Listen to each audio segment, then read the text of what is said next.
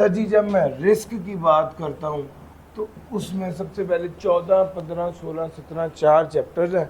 जब मैं रिस्क की बात करता हूँ तो रिस्क चैप्टर नंबर 14 में उसने डिफाइन किया है रिस्क क्या है और फिर आईटी रिलेटेड रिस्क क्या है। ठीक हो गया। तो chapter number 4 is about risk management. Chapter number chapter number 14 is about IT risk management and security. Chapter number 15 is about cyber security. Chapter number 16 is about general controls. Chapter number 17 is about ICT role in risk management. बुनियादी तौर पे यहाँ पर risk की बात हो रही है, चैप्टर 14 में रिस्क मैनेजमेंट की बात यहाँ पर भी हो रही है और रिस्क मैनेजमेंट की बात चैप्टर 17 में भी हो रही है। सो चैप्टर 14 के बाद चैप्टर 17 मैंने कराया भी इसीलिए ही था। दोनों जगह पर रिस्क मैनेजमेंट की बात हो रही है, अलबत्ता यहाँ पर आईटी रिस्क और सिक्योरिटी है और यहाँ पर आईसीटी का रोल इन रिस्क मैनेजमेंट है, यानी चैप्टर 14। और जब हम बात करते हैं, हम अभी रिस्क की बात करें, रिस्क क्या होता है सबसे पहले इसको देखें, फिर उसके बाद आईटी रिलेटेड रिस्क क्या है, इंफॉर्मेशन टेक्नोलॉजी रिलेटेड रिस्क। अगर हम गौर से देखें ना तो 30-35 बातें हैं टोटल इन 4 चैप्टर, 30 से 35 बातें टोटल 4 चैप्टर में, जो घुमा फिर आके बार बार लिखी हुई है। इंफॉर्मेशन टेक्नोलॉजी से रिलेटेड रिस्क, सर जी चूंकि आईटी डिपेंडेंट हो चुके हैं तो आईटी इंपॉर्टेंट है। जब वो चीज इंपॉर्टेंट हो जाए तो उससे रिलेटेड रिस्क जो है वो ज्यादा अहम हो जाता है कि उसको कंसिडर किया जाए ताकि उस रिस्क को मैनेज किया जाए। सर ऑब्जेक्टिव,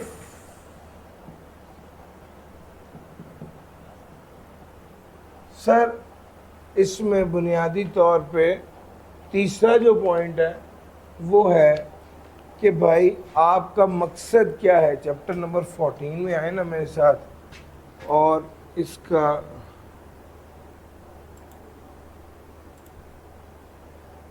रिस्क क्या है, objective of IT risk management. Sir ये वाला जो क्वेश्चन है अगला,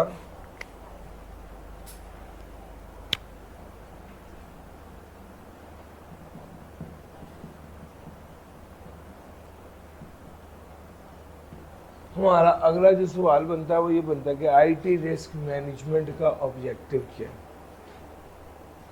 ये वाला टॉपिक रिस्क मैनेजमेंट का ऑब्जेक्टिव क्या है, ताकि आपका आईटी इंफ्रास्ट्रक्चर प्रोटेक्टेड रहे, इंटेग्रल रहे, सिस्टम अवेलेबल रहे, साइबर थ्रेट्स को मिटिगेट किया जा सके, लॉज एंड रेगुलेशन की कंप्लायंस की जा सके।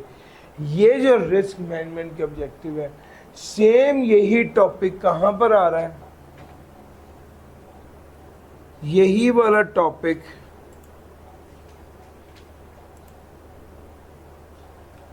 रिस्क मैनेजमेंट असल में उससे मुराद आप कंट्रोल ले पाए।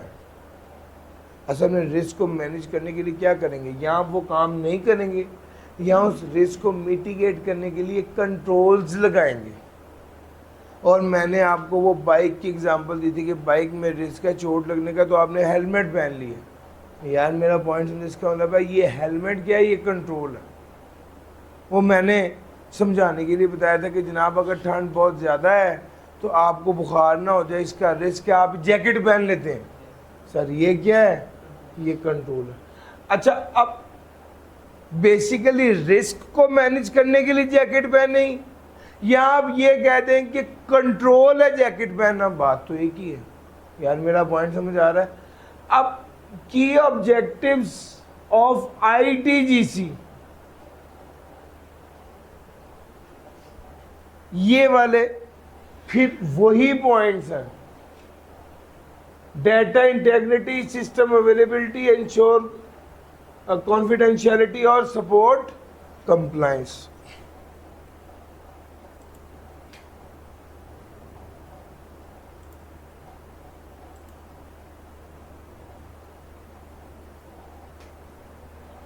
Sir ji, integrity, system availability, safeguard, confidentiality और सपोर्ट कंप्लायंस, ये चीज़ें की ऑब्जेक्टिव है।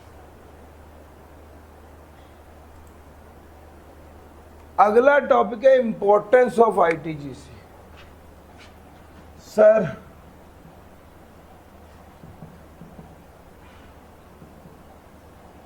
मैंने आपको बताया objective of IT risk management दो एरियाज में है, दोनों को जोड़कर 4-5 पॉइंट्स बनाएंगे और वो याद करेंगे। तो सर समझ आ रहा है? आपको बताया एक चैप्टर नंबर 14 में है जी। 14 में कौन सा है?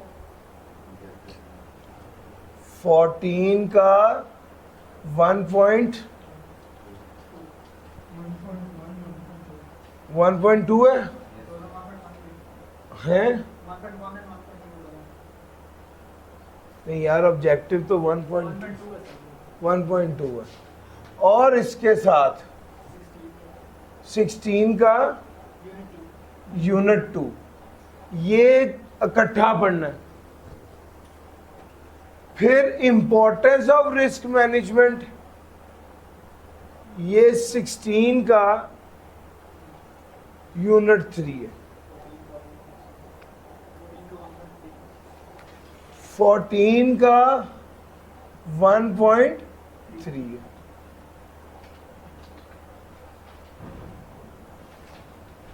सर ये दो दो तीन तीन जगहों पर टॉपिक लिखे हुए हैं, आपने इनको इकट्ठा करके पढ़ना है। Sir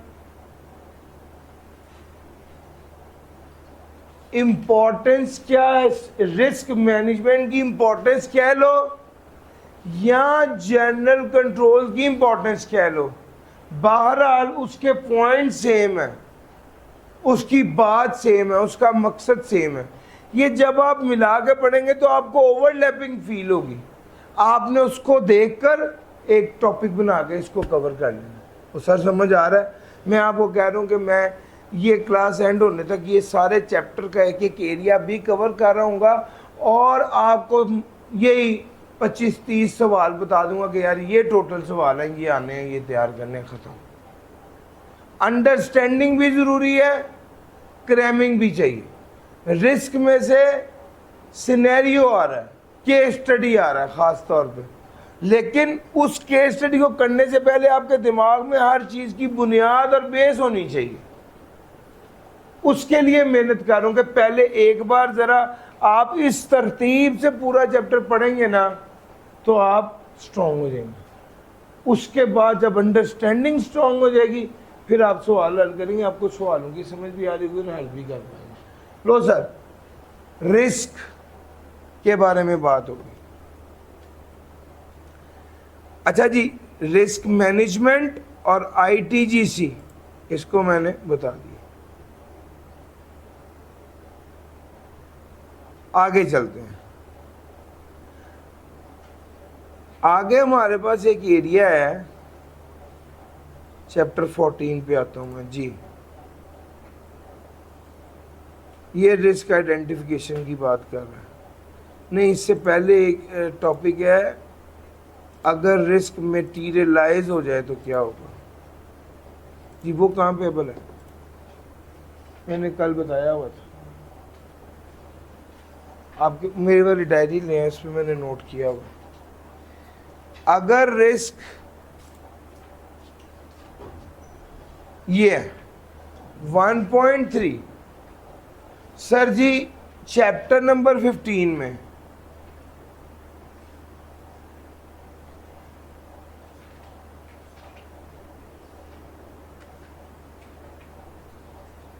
chapter number 15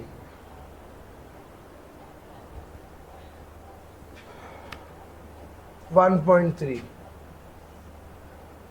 risk materialise हो जाए। मटेरियलाइज का मतलब होता है जिस चीज का रिस्क था वो हो गया, तो उससे क्या होगा सर? चैप्टर नंबर 15 1.3 अगर रिस्क हो गया, रिस्क मटेरियलाइज हो गया तो फाइनेंशियल लॉस होगा, रेपुटेशन का डैमेज होगा, रेगुलेटरी पेनल्टी होगी, ऑपरेशनल डिसरप्शन होगा।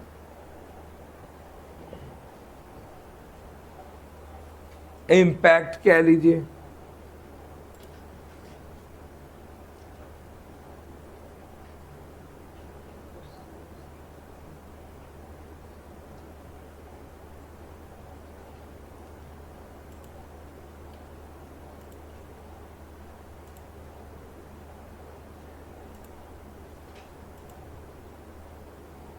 अच्छा जी, मैं वापस आ रहा हूं सर।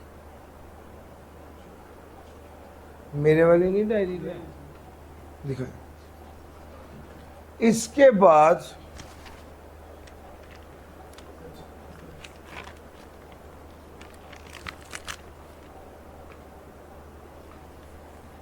अगला जो पॉइंट है वो है रिस्क की टाइप्स। रिस्क की टाइप्स मैंने शुरू से शुरू किया है। आप एक काम अगर मेरे साथ करते रहे ना, अपनी किताब खोल के टिक करते रहे कौन कौन सा एरिया हो गया है, तो आप देखेंगे कि जब ये लेक्चर एंड होगा तो आपका कोई एरिया बाकी नहीं बचा होगा। तो आपको मैं रास्ता बता रहा हूँ कि इस रास्ते से चलोगे तो मंजिल इस तरह नहीं आ जाएगी, ज़्यादा अंडरस्टैंडेबल हो जाएगा। सर रिस्क की टाइप,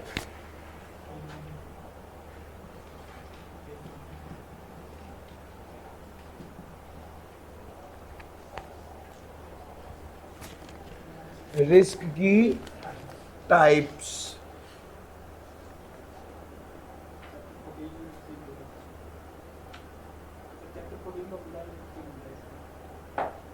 जी, रिस्क की टाइप्स की बात करूं तो ये कहां पर लिखी हुई है? अब जरा मेरे साथ आना सर जी। एक तो चैप्टर नंबर 14 का unit number 3 physical risk, digital risk, human risk, environmental risk, third party risk और कंप्लायंस रिस्क।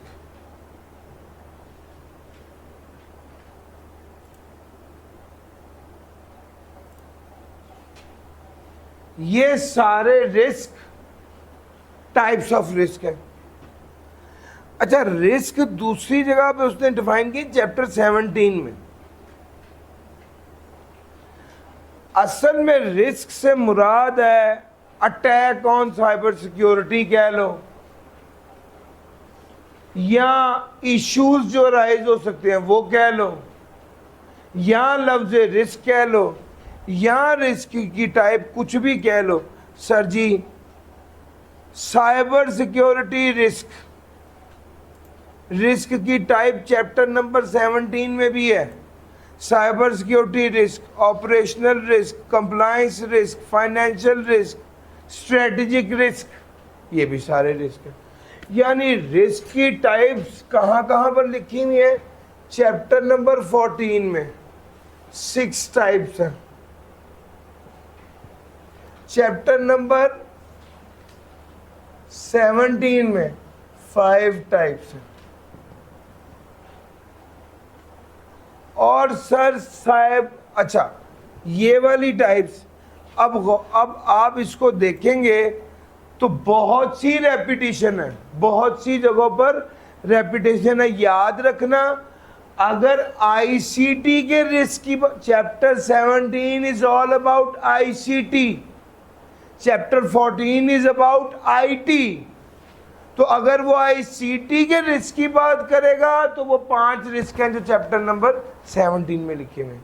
और अगर वो कोई स्पेसिफिक बात नहीं करता या ख़ास तौर पे वो आईटी रिस्क की बात करता है तो वो चैप्टर नंबर 14 वाले रिस्क हैं एक ही। आईसीटी वाले रिस्क में ख़ास तौर पे जो बात हो रही है वो आईसीटी का दरमियान में रोल की बात हो रही है।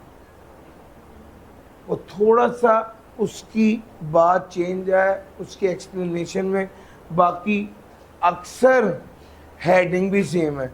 सर ये देख लो ज़रा, data breach, ransomware, fishing, social engineering, insider threat, ये सारे रिस्क 14 में भी इसी तरह ही है। मेरा पॉइंट समझ आ रहा है? मैं इसलिए आपको ये सारी बात बता रहा हूँ कि यार जब आप चैप्टर 14 के रिस्क भी पढ़ते हो और उसके बाद में 4 दिन बाद चैप्टर 17 के रिस्क भी पढ़ते हो तो आपका खुद का दिमाग भी बंद हो जाता है कि यार ये क्या बकवास है। मैं उसको जोड़ना चाह रहा हूँ यार, आपको समझा दो कि भाई ये आईटी के रिस्क हैं, ये आईसीटी के रिस्क हैं और ये बिल्कुल नज़दीक की चीज़ें हैं। शायद बहुत सी चीज़ें उधर और इधर कॉमन है, शायद आईसीटी वाली एक आध लाइन के अलावा सब कुछ वही है, हेडिंग भी वही है। और मेरा पॉइंट समझ आ रहा है सर? इसको कनेक्ट करके चले। फिर उसके बाद हमारा आ गया आईसीटी के रिस्क। इसके बाद चैप्टर 15 में भी रिस्क है। चैप्टर 15 में जो रिस्क है उसको उसने क्या नाम दिया है? Cyber security threat.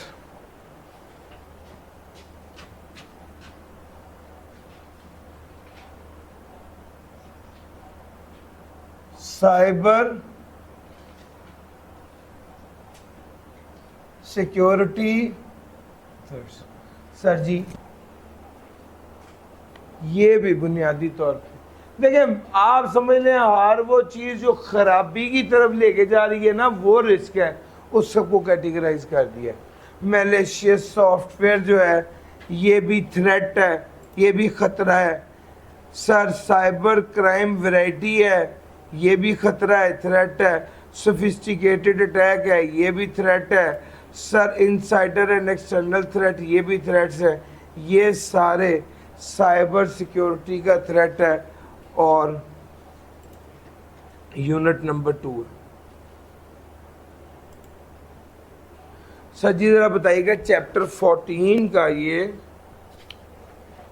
Unit number 3 है, चैप्टर 17 का ये यूनिट नंबर 1 है और चैप्टर 15 का यूनिट नंबर 2। और भाई देख रहे हो कहाँ से थ्रेट्स और रिस्क लेके आया हूँ। चैप्टर नंबर 15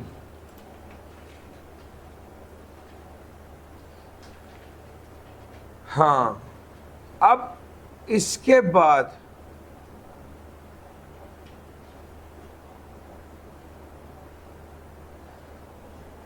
एक और रिस्क का एरिया है और वो है 3 तरह के रिस्क। एआई का रिस्क, आईओटी का रिस्क और क्लाउड कंप्यूटिंग का रिस्क।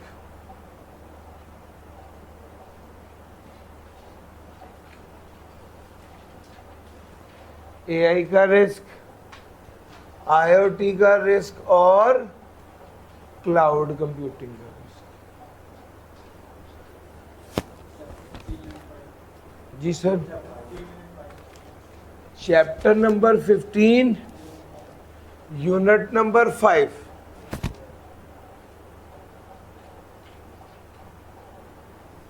इससे रिलेटेड रिस्क है। आप गौर करें ना, मैं सारे रिस्क को पूरे 4 चैप्टर में जोड़ी जा रहा हूं सर, ताकि आप जब रिस्क का एरिया कवर करें आपको कहां पे कौन कौन से रिस्क है, सारे रिस्क एक गो में पड़े। और सर समझ आ रहा है? सर ये भी रिस्क है।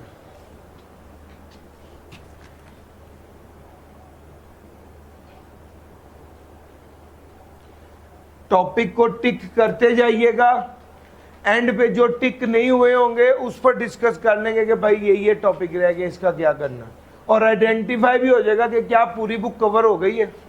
सर जी ये वाले रिस्क भी हमने क्या कर दिए, कवर कर दिए।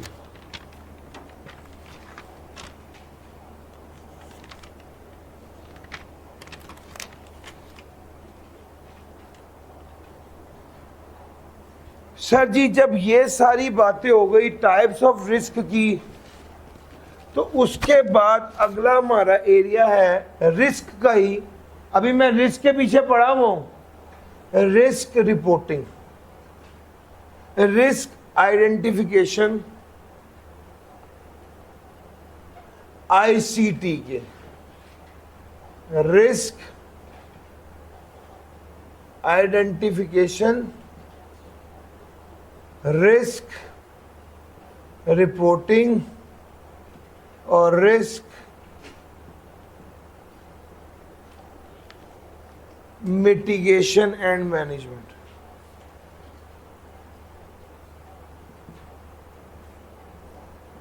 अगर आईसीटी के इन रिस्क की बात की जाए, ये सारे चैप्टर नंबर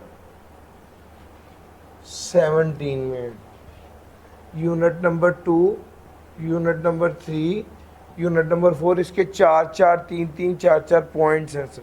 बस रिस्क आइडेंटिफाई करना कैसे है, रिस्क रिपोर्ट कैसे करना है और रिस्क मिटिगेट कैसे करना है। लेकिन अगर आईटी की बात की जाए, खास तौर पे सिर्फ आईटी की बात की जाए, तो उसमें चैप्टर नंबर 14 में, चैप्टर नंबर 14 में पूरा एरिया है रिस्क। चैप्टर नंबर 14 में पूरा एरिया है रिस्क मैनेजमेंट का। असल में एक मेजर एरिया बनता है, यहां पर लिखना चाहिए मुझे बड़ा बड़ा, रिस्क मैनेजमेंट।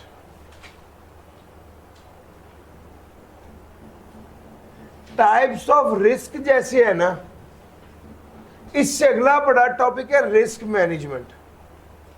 आईसीटी के रिस्क आइडेंटिफाई कैसे करने हैं, रिपोर्ट कैसे करने हैं, मिटिगेट कैसे करने हैं, बुनियादी तौर पर यह भी रिस्क मैनेजमेंट है। और आईटी रिस्क जिसमें चैप्टर नंबर 14 है। सर अगर मैं यहां से आपको दिखाऊं तो चैप्टर नंबर 17 में ये जो रोल इन रिस्क आइडेंटिफिकेशन है, बेसिकली रिस्क रिपोर्टिंग है और रिस्क मैनेजमेंट एंड मिटिगेशन है।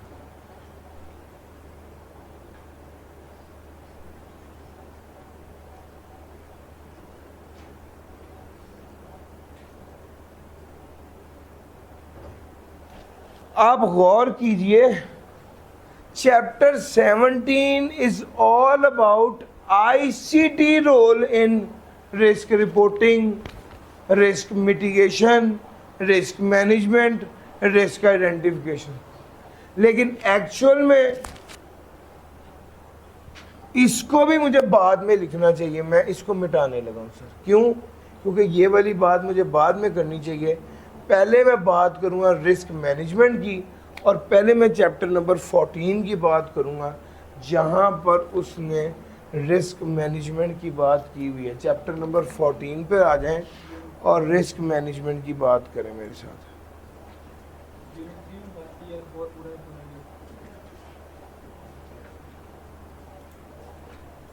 यूनिट 3 यहाँ पर, एक मिनट ठहरे ना,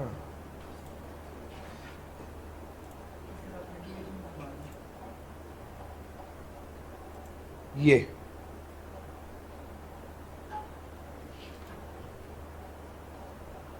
सर जी यहां पर अब अगली बात आ गई। पहले रिस्क मैनेजमेंट की जिसके स्टेप्स थे रिस्क आइडेंटिफिकेशन,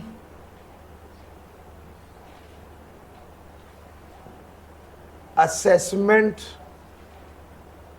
मिटिगेशन और रिस्क मॉनिटरिंग।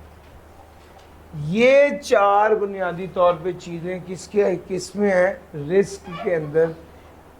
रिस्क के अंदर ये चार चीज़ें बुनियादी तौर पे, जब रिस्क आ जाता है तो उस वक्त क्या करना है, वहां से ही ये वाला एरिया जो है ना वो कंट्रोल के अंदर दाखिल हो जाता है। हम अभी इसको यहाँ पे रोक के बैठे हुए हैं और आपको बता रहे हैं कि भाई रिस्क को आइडेंटिफाई कैसे करना है। आइडेंटिफाई क्या करना, रिस्क आइडेंटिफाई करना क्या होता है और कैसे होता है, एक बात। और फिर आईसीटी का रोल क्या है इसमें, फिर चैप्टर नंबर 17 का यूनिट 2, रिस्क रिपोर्ट करना, आईसीटी का रोल, इसको कहते हैं चैप्टर नंबर 17 यूनिट 3। और रिस्क को असेस करना है, रिस्क को मिटिगेट करना है। सर रिस्क को मिटिगेट करते वक्त आईसीटी का रोल चैप्टर नंबर 17 यूनिट 4 है, सही है सर? हाँ, ये चैप्टर 14 में आ रहा है, आईसीटी का रोल चैप्टर 17 में आ रहा है। Generally IT related risk,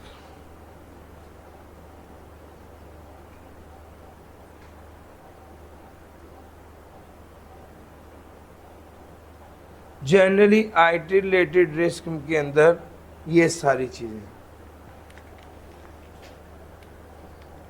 sir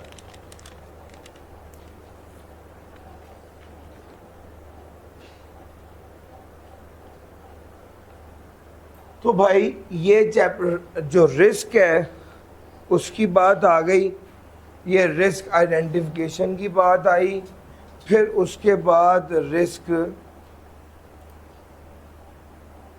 assessment की बात आई, उसके एलिमेंट्स आए, risk mitigation I, risk mitigation and response strategy.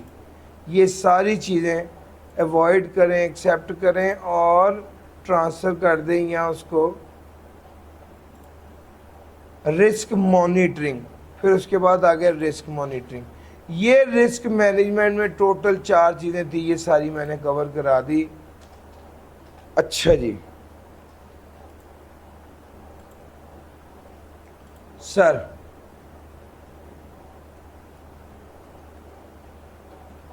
अच्छा जो रिस्क मैनेजमेंट है ना, बुनियादी तौर पे रिस्क मैनेजमेंट ही से गेम शुरू हो जाती है कंट्रोल की। एक बार ज़रा आपने देखना कोई रिस्क का एरिया रह तो नहीं गया, ज़रा एक बार आप भी 4 चैप्टर के सफ़े पलट लें। मेरे मुताबिक रिस्क की सारी चीज़ें कवर हो गई, लेकिन कोई रिस्क का एरिया रह तो नहीं गया। मुझसे पूछे तो सबसे पहले तो गौर करें, चैप्टर 17 पूरा ख़त्म हो गया। चैप्टर 17 ख़त्म हो गया, उसका नाम ही क्या था, रिस्क में आईसीटी का रोल। तो वो पूरा एरिया रिस्क के वाले से था, वो ख़त्म हो गया। चैप्टर 14 रिस्क मैनेजमेंट वाला एरिया। असल में रिस्क मैनेजमेंट में 2 चीज़ें हैं, रिस्क को मैनेज कैसे करना है और उसका जवाब कैसे देना है। रिस्क का जवाब है कंट्रोल, तो मैंने वो दरमियान में वहाँ पे ब्रेक लगा दिया कि जहाँ पे वो कहता है कि रिस्क को डील कैसे करना है। हाँ, जब वो बात करेगा कंट्रोल की तो फिर मैं आपको उसको अगले जोन में ले जाऊँगा और फिर मैं बात करूँगा कि यार कंट्रोल्स क्या हो सकते हैं। सर जी जब हम यहाँ पर आ गए, अब हम आगे चल रहे हैं और अगला एरिया सर जी ब्लू मार्क करना है जल्दी से। अब मैं किस तरफ आ गया हूँ, अब मैं इसको कंट्रोल कह दें, इसको रिस्क मिटिगेशन स्ट्रेटजीज कह दें, इसको रिस्पॉन्स टू रिस्क कह दें, इसको how to deal with the risk कह दें, कोई भी नाम इसका दे दें। जो ठंड लग रही थी वो रिस्क था, जो जैकेट पहननी है वो कंट्रोल। सर ये सर कंट्रोल। अब हम कंट्रोल की तरफ आ, जैसे ही हम कंट्रोल की तरफ आए तो सर हर जगह पे जहां जहां पर रिस्क था वहां वहां पर कंट्रोल्स थे। जहां जहां पर रिस्क था वहां पर साथ के साथ कंट्रोल्स थे।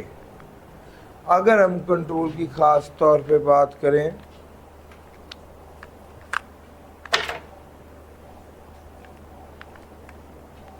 अगर हम अब कंट्रोल की खास तौर पे बात करें तो जनाब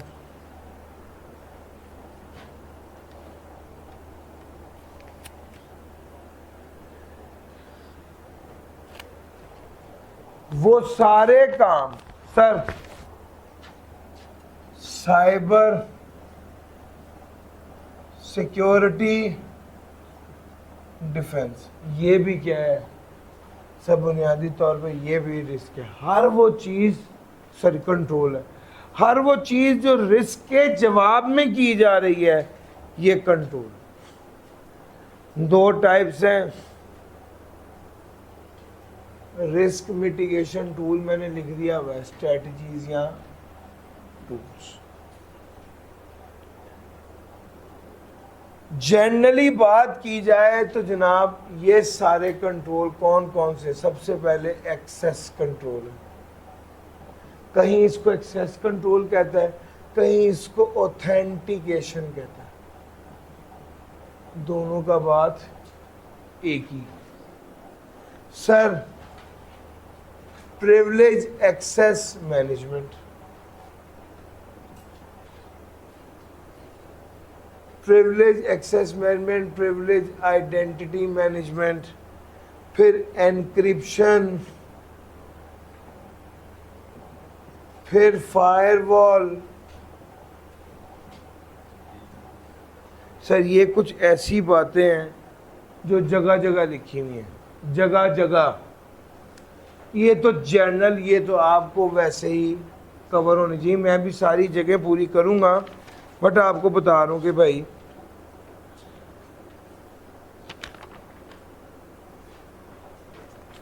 यही सारी चीज़ें कहाँ कहाँ पर आ रही हैं, पहले इसको देख लेते हैं। अब ये तो जनरल सब कुछ है, उसके बाद स्पेसिफिक की तरफ आते हैं। और ज़रा मेरे साथ चैप्टर नंबर 14 में देखते हैं, रिस्क मिटिगेट करने के लिए उसने, आप गौर कीजिए इसी टेबल में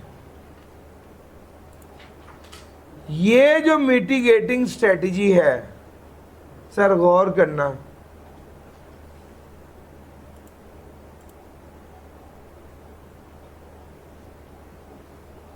ये जो मिटिगेटिंग स्ट्रेटजी है ये कंट्रोल्स ही तो है। अब रिस्क आपको पता चल गया, अब आप जहां जहां पर रिस्क का रिस्पॉन्स देखेंगे ये कंट्रोल है। चैप्टर नंबर 14 में मेरे साथ चलिए और मैं आपको दिखाता हूं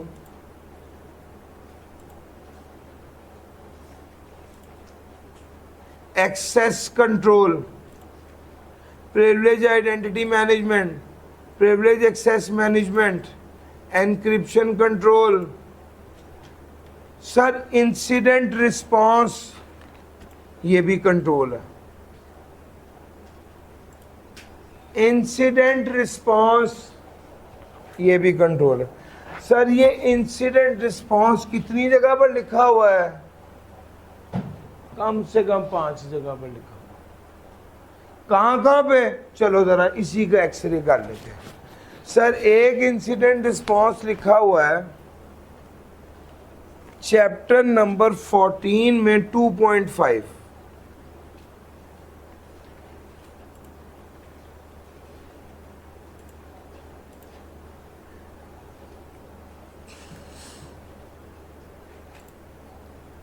चैप्टर नंबर 14 में 2.5 लिखा हुआ है इंसिडेंट रिस्पांस को प्लान कैसे करते हैं, ये कंट्रोल है।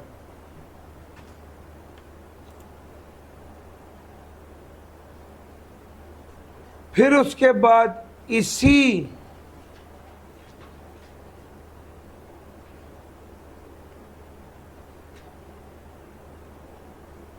चैप्टर में चैप्टर नंबर 14 का 4.1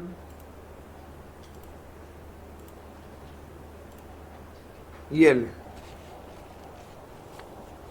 यानी इंसिडेंट रिस्पांस की बात ही कर लूं तो ये चैप्टर नंबर 14 का 2.5 भी है और 4.1। और अभी तो बात यहाँ पे ख़त्म नहीं हुई सर, चैप्टर नंबर 15 में 4.3, शाबाश।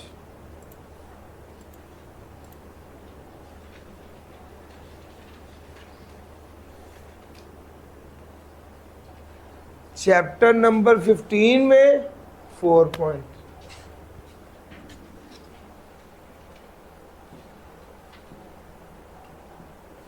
Chapter number 15 4.3 sir.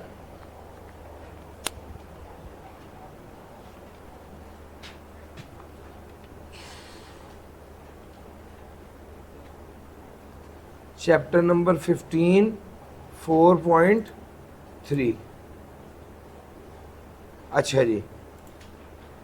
फिर उसके बाद यही चैप्टर नंबर 16 में भी है। चैप्टर नंबर 16 में किधर है 5.5, ये इंसिडेंट रिपोर्टिंग है। और यही चैप्टर नंबर 17 में भी है,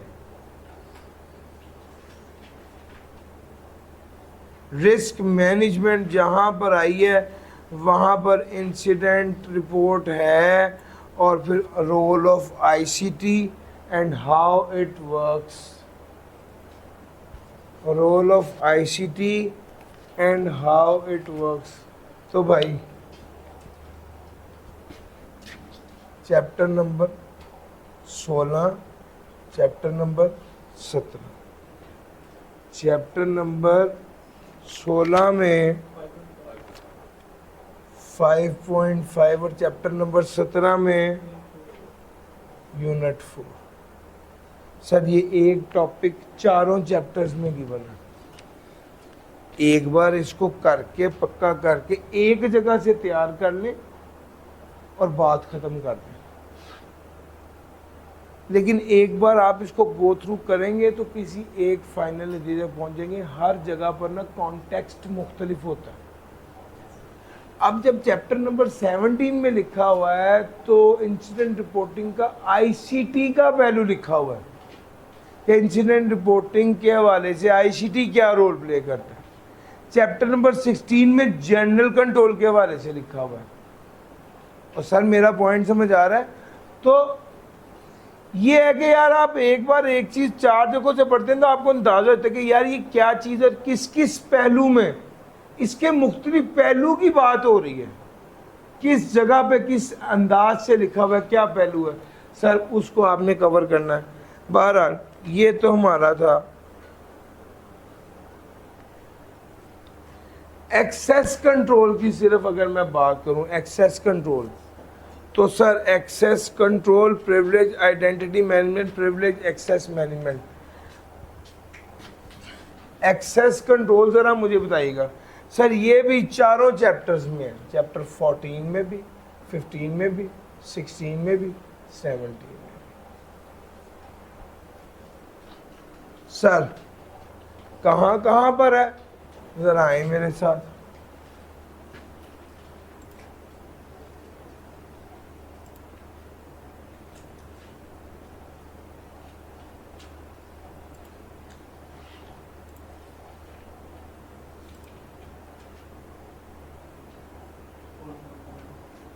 एक्सेस कंट्रोल 4.1, चैप्टर 14 में 4. चैप्टर 15 में बताएं जरा। चैप्टर 14 पिम्स और पैम्स भी बता देंगे, भी यहीं पे ही है। 4. चैप्टर 14 में एनक्रिप्शन भी देखें सर, आपको मिलेगा 4.1 फायरवॉल। फायरवॉल सर जी,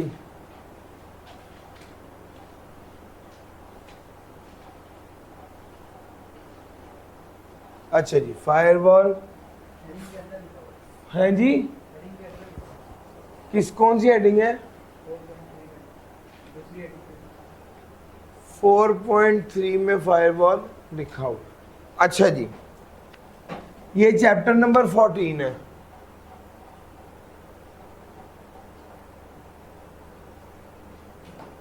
अच्छा जी, अब जरा एक्सेस कंट्रोल, मैंने कहा एक ऐसा एरिया है जो सारी जगहों पर लिखा हुआ है, आप मार्क करते रहिए। उसके बाद हम आगे थे कंट्रोल्स की जानिब। तो अगर चैप्टर नंबर 14 को देखें,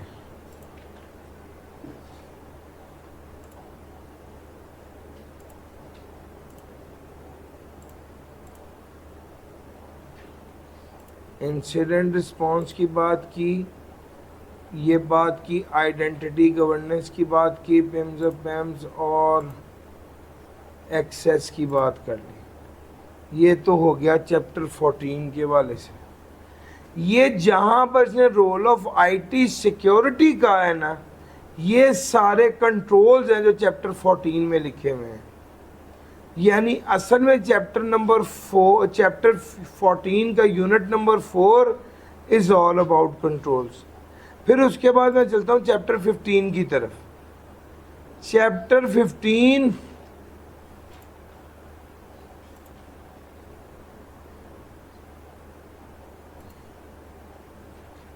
ये रिस्क थे, यहां से शुरू हो गई cyber security defence. Cyber security defence का मतलब है कंट्रोल्स। फिर गौर करना, ऑथेंटिकेशन आ गया है, यानी एक्सेस कंट्रोल। फिर एनक्रिप्शन आ गया है, एनक्रिप्शन की टाइप्स आ गई हैं। डिजिटल सर्टिफिकेट आ गया है सर, फायरवॉल आ गया है। ये सारी चीज़ें रिस्क मिटिगेशन में है। ये सारी चीज़ें रिस्क मिटिगेशन में है। चैप्टर नंबर 15 में भी फायरवॉल भी है, एनक्रिप्शन भी है, फायरवॉल भी, एनक्रिप्शन भी है और एक्सेस भी है। हाँ, इसमें एक और कंट्रोल है, उसका क्या नाम है? Digital certificate.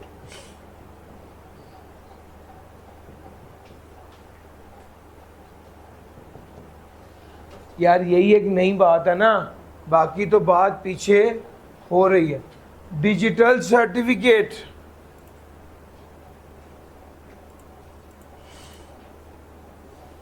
अच्छा जनाब, यहां पर अगर ये है, इसके बाद मैं आगे चलता हूं।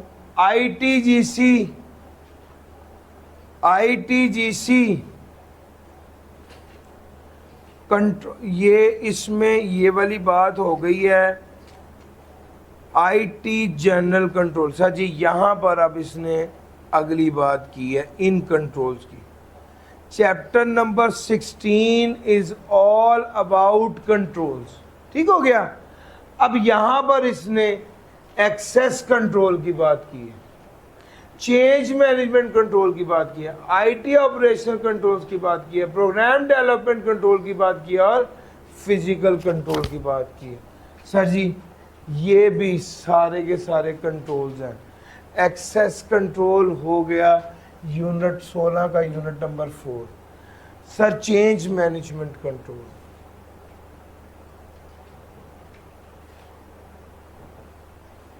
Sir IT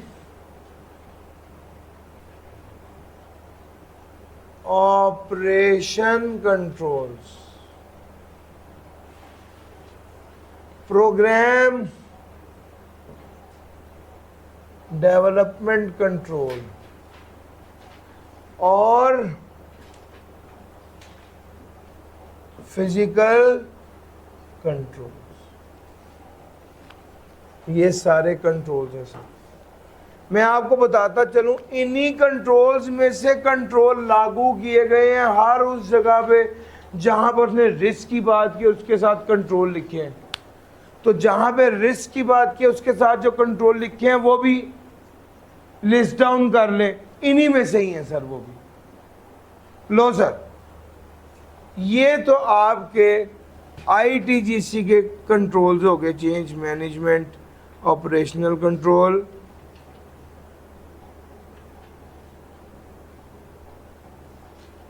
program development control, physical control.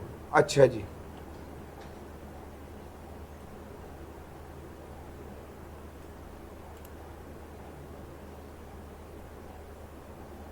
Chapter number 17 तो है ही सारा रिस्क के बारे में, ये तो हमारा पहले ही खत्म हो गया भाई, यस और नो?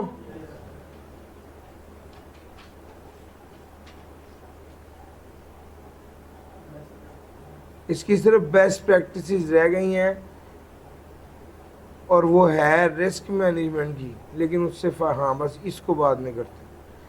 अच्छा, अब जब हम इस पर आ गए, अब ये सारे कंट्रोल्स की बात कर ली, ये सारे कंट्रोल से चैप्टर नंबर ये 15 में था, बाकी सारे चैप्टर नंबर 16 में थे। अब इस सब के बाद अगला पॉइंट आ गया इंप्लीमेंटिंग कंट्रोल। ये जो कंट्रोल्स है इनको इंप्लीमेंट कैसे करना है, ये वाली बात कहां पे लिखी हुई है?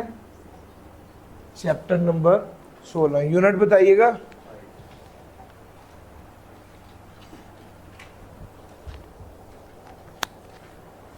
Implementing control, chapter number 16, unit number 5। ठीक हो गया?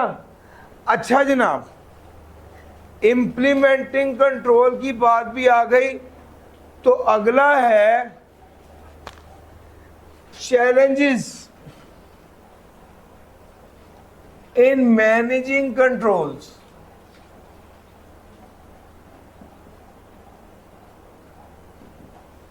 ये यूनिट नंबर कौन सा है? 6। अब ये बुनियादी तौर पे एक अलग टॉपिक है।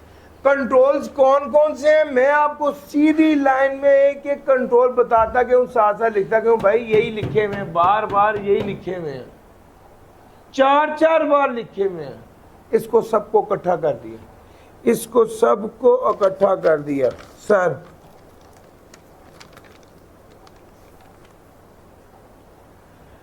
Challenges in mitigate, challenges in managing control, एक ये वाली बात थी, वो भी कवर कर दी।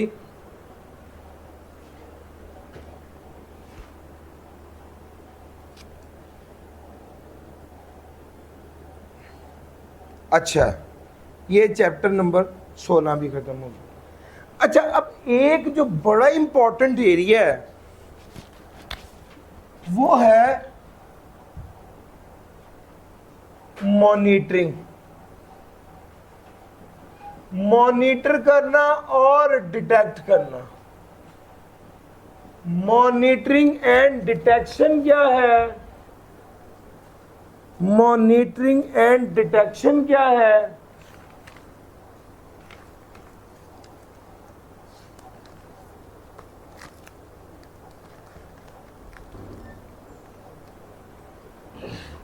दो मिनट ठहर जाइए। Monitoring and detection sir ji, ये बड़ा इंपॉर्टेंट एरिया है। आ जाए जरा मेरे साथ। आपने कंट्रोल्स को कॉन्टिन्यूसली देखना होता है। यहां पर हमारे पास जो टॉपिक आ रहा है ये डिटेक्शन एंड मॉनिटरिंग।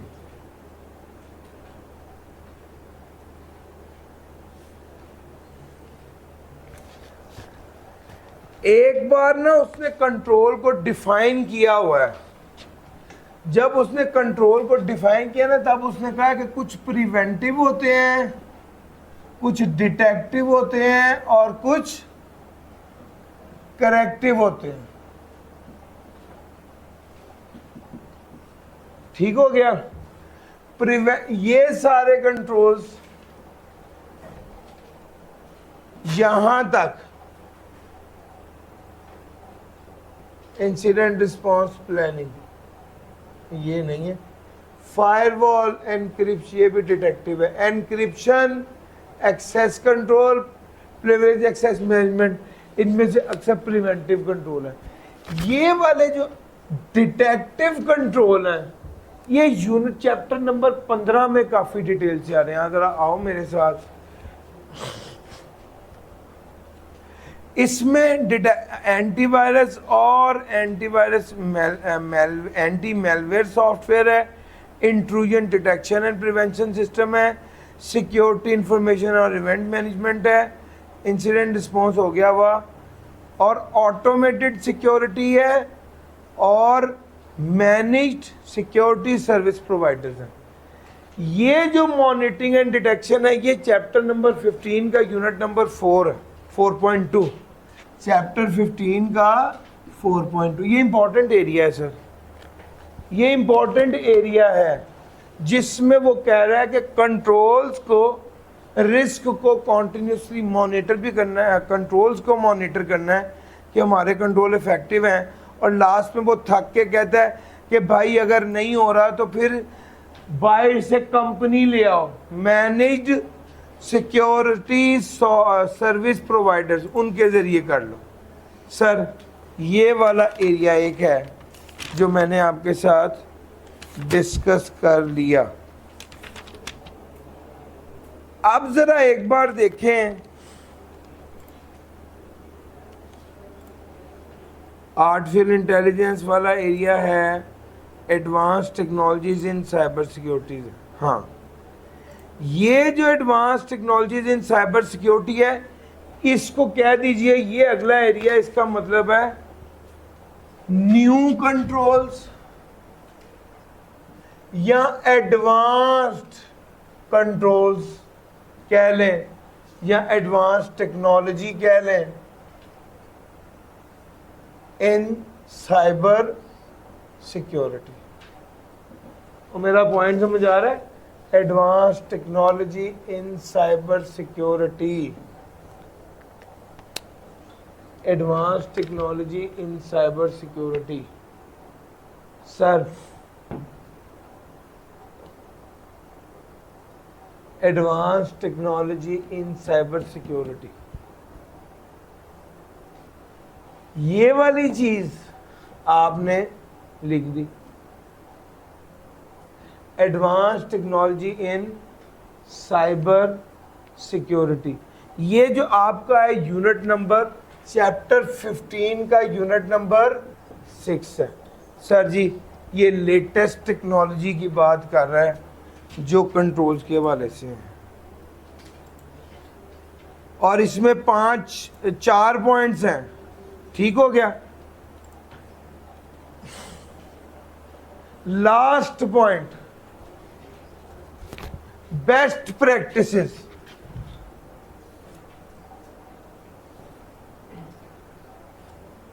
ये 2 जगह पर है। एक चैप्टर नंबर 15 में है बेस्ट प्रैक्टिसेस, वो किस चीज की है? साइबर सिक्योरिटी की। और एक चैप्टर नंबर 17 में बेस्ट प्रैक्टिसेस। जल्दी से देख के बताएं वो किस चीज की है?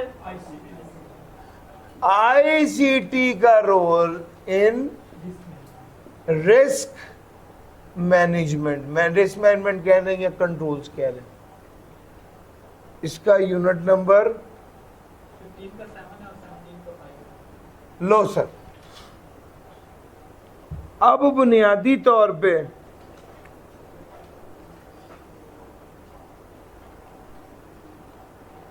अब एक बार जरा किताब के सफ़े पलटें, देखें कोई टॉपिक रह तो नहीं गया जिसको क्लासिफाई ना किया हो। अब ना मैंने जिस तरह से आपको ये रेंज कराया, एक दिन में सिर्फ रिस्क कर ले और एक दिन में सिर्फ कंट्रोल्स कर ले। यार मेरा पॉइंट समझ आया सर? ये सारी चीजें हैं, एक बार जरा देखें कोई टॉपिक रह तो नहीं गया सर, बताएं।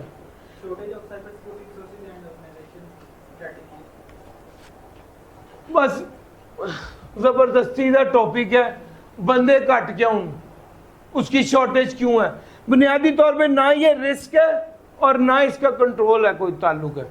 ये बस रिस्क और सिक्योरिटी वाले बंदे कम क्यों है, इसको रीड कर लीजिएगा। और बताएं, और बताएं जो टॉपिक रह गया सर।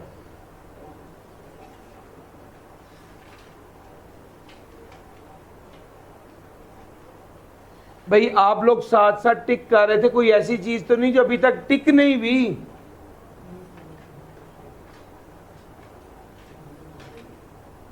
हंजला ने बताना है मुझे।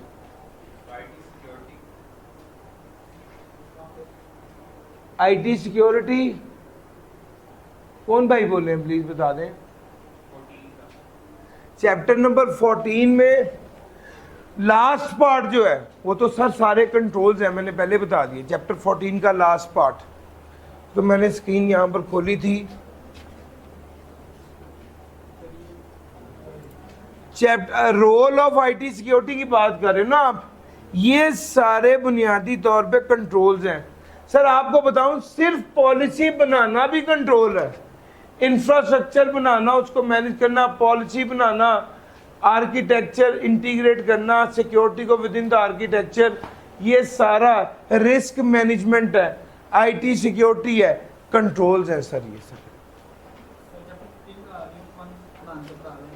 चैप्टर 15 इंटरनेट कैसे इजाद हुआ, वो एक बार पढ़ लीजिएगा, वो भी एग्जामिनेबल नहीं है। यार इसके ना एक स्क्रीनशॉट तस्वीर उतार के मुझे भी शेयर कर दीजिए। डन हो गया सर जी। आमतौर पे जब रिस्क के हवाले से सवाल आता है पेपर में, तो वो ये सवाल आता है कि वो एक सिनेरियो दे देता है, और सिनेरियो देने के बाद वो पूछ रहा होता है कि आप बताइए कि इसमें रिस्क क्या है, या वो रिस्क दे देता है और आप वो कहता है आप बताएं कंट्रोल क्या होना चाहिए था। सर समझ आ रहा है? रिस्क के बारे में पूछ लेता है कि आप बताएं रिस्क क्या है, या ये कि कंट्रोल क्या होना चाहिए था। तो कुछ सिनेरियोज हैं वो आपके साथ डिस्कस करने हैं, तकरीबन 18 सिनेरियोज है। इसका प्रिंट भी मैं आपको दे दूंगा, पीडीएफ भी शेयर कर दूंगा। सबसे मेन हमारा थीम ये है कि आप अभी इस वक्त इस असाइनमेंट को, जिसको मैं बेसिक लेवल की असाइनमेंट कह रहा हूँ, इसको करें, चीज़ों को आइडेंटिफाई करें और कंट्रोल सजेस्ट करें। ठीक है, इसको एक एक सिनेरियो को हम डिस्कस करेंगे, फिर इंशाल्लाह उससे अगले लेवल पे इंशाल्लाह कल जो है वो एक नेक्स्ट लेवल और एग्जाम लेवल की जो बात होगी, जब एक ही केस में मल्टीपल रिस्क होते हैं उसको कैसे देखते हैं उसको डिस्कस करेंगे, और साथ उसको ड्राफ्ट कैसे करना है उसको डिस्कस करेंगे। लेकिन याद रखिएगा सबसे पहला जो स्टेप होता है ना, वो ये होता है कि आपने सोचना कैसे है सिनेरियो को, सिनेरियो को पढ़ के सोचना कैसे है, वो पहला स्टेप है। सोचने के लिए बैक एंड पे आपके पास वो मवाद होना चाहिए, वो चैप्टर की क्रैमिंग और अंडरस्टैंडिंग होनी चाहिए। तो मेरा पॉइंट समझ आ रहा है? सोचने के लिए चैप्टर की अंडरस्टैंडिंग होनी चाहिए और लिखने के लिए चैप्टर की क्रैमिंग होनी चाहिए। तो भैया सबसे पहले तो अगर आपने रिस्क का सवाल करना है और सिनेरियो बेस्ड सवाल जो एक्सपेक्टेड है वो करना है, तो सबसे पहला स्टेप ये है कि आप की अंडरस्टैंडिंग अबाउट द रिस्क हो।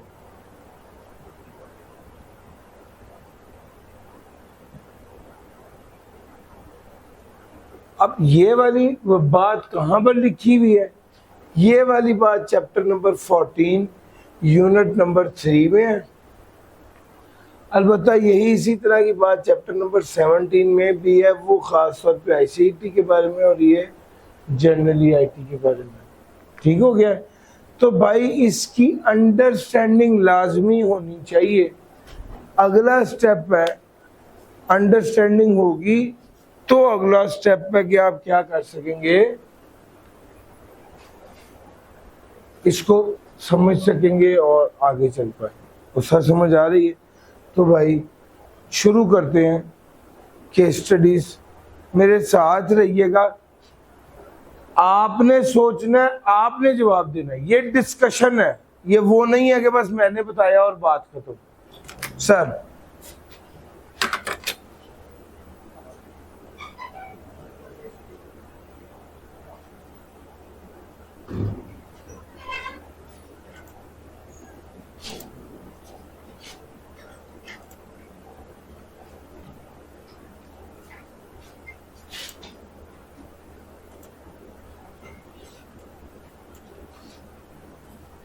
Relationship manager of ABC Bank stores confidential customer information on his office laptop. While traveling to meet a client, he leaves the laptop inside his car. When he returns, the car window is broken and the laptop has been stolen. जी sir, risk बताइए, risk कौन सा? अच्छा, अगर यहां पर आपके साथ डिस्कशन की जाए तो सबसे पहले तो वो 6 तरह के बेसिक रिस्क आपके दिमाग में होने चाहिए। एक है फिजिकल, दूसरा डिजिटल, तीसरा ह्यूमन रिस्क है, एनवायरमेंटल रिस्क है, और कौन सा रिस्क था? कंप्लायंस का रिस्क था, और कौन सा रिस्क था? एक रिस्क और भी है जी सर, फिजिकल रिस्क है, डिजिटल रिस्क है, ह्यूमन रिस्क है, कंप्लायंस रिस्क है, और थर्ड पार्टी रिस्क है, एनवायरमेंटल रिस्क है। ये 6 रिस्क है। अच्छा, अब भाई ने कहा जी मैं बताता हूँ, जी बताइए। नोट्स से भाई यहीं से पास कर दें। अच्छा जी, अगर सबसे पहला सवाल आपसे ये है कि फिजिकल रिस्क में कौन कौन सी बातें हैं। यहां पर लैपटॉप के चोरी होने की बात हो रही है।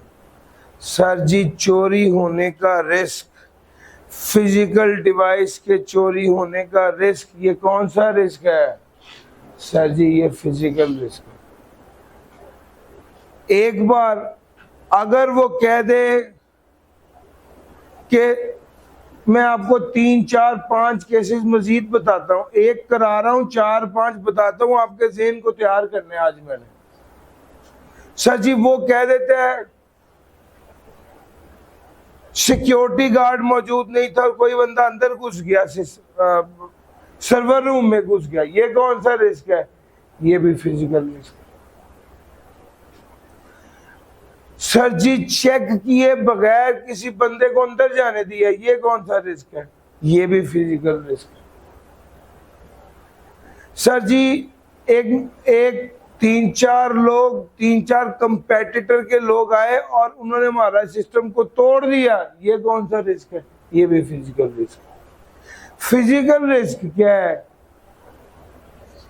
कोई भी ऐसा रिस्क जिसकी वजह से हमारा सिस्टम क्या हो जाएगा?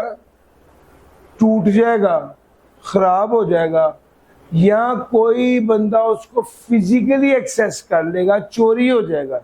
सर ये वाला रिस्क फिजिकल रिस्क होता है। सर जी इस केस में भी लैपटॉप गाड़ी के अंदर था, the car window is broken, laptop stolen. Risk कौन सा है? फिजिकल रिस्क है। चोरी का रिस्क फिजिकल रिस्क होता है, चोरी का रिस्क फिजिकल रिस्क होता है। सर इससे इंपैक्ट क्या होगा? इससे क्या फर्क पड़ेगा? सर आपके इदारे का कॉन्फिडेंशियल डेटा लीक हो जाएगा। Sir confidential customer information leak हो जाएगी सर, ये होगा। फिर लैपटॉप चोरी हो गया तो इदारे में जो काम इस बंदे ने करना था वो नहीं कर सकेगा जब तक इसके पास लैपटॉप रिप्लेस नहीं होगा और उसमें सारा सेटिंग नहीं होगी, यानी कॉन्फ़िगर नहीं होगा जब तक, तो तब तक ऑपरेशंस डिसरप्ट हो जाएंगे। यार वो ऑपरेशन जो चल रहे थे वो भी तो रुक जाएंगे ना। जी सर, बिजनेस पे ये इम्पैक्ट है। Recommend one suitable control. Control क्या है? लैपटॉप सर इसका कंट्रोल है पॉलिसी।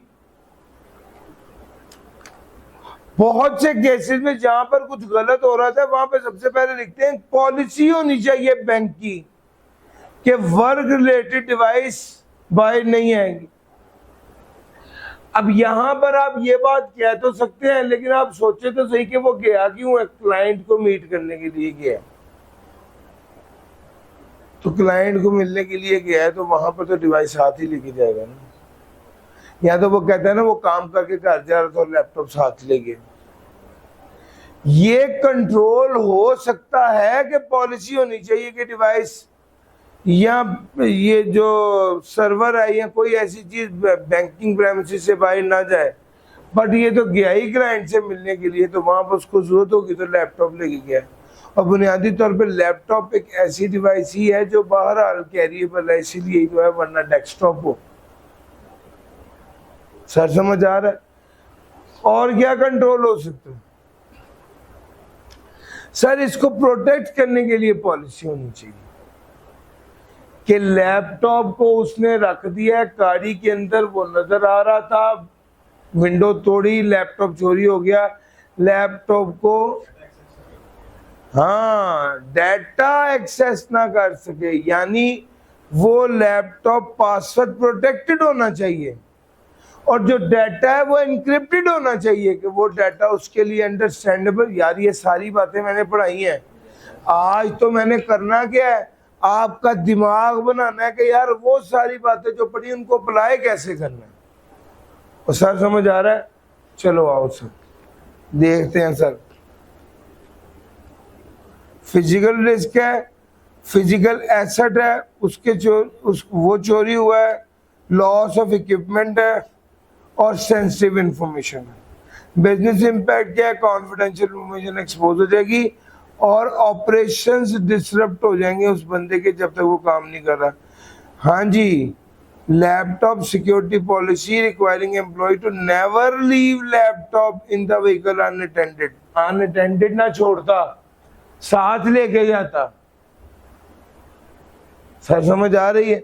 दूसरा, लैपटॉप एनक्रिप्टेड होना चाहिए था, डिवाइस ट्रैकिंग सॉफ्टवेयर लगे होते हैं वो होने चाहिए थे।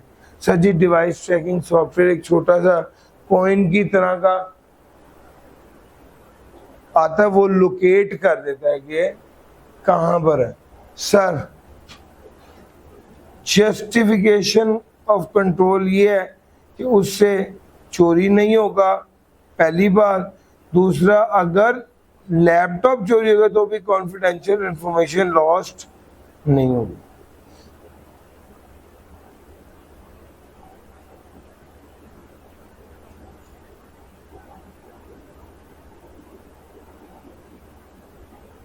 जी सर।